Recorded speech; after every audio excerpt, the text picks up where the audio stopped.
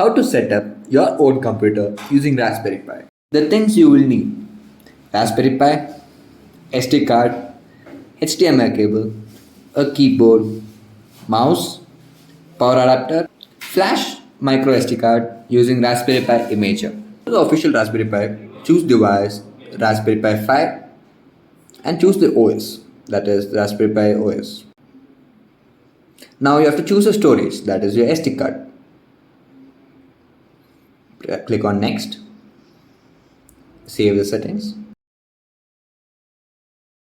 continue. Step 2. Set up your Raspberry Pi computer. So plug in your SD card and then plug in the HDMI cable in its port. Plug into power, plug in a mouse, plug in your keyboard and connect it to the TV or any monitor available. That's all. Your computer is ready to use.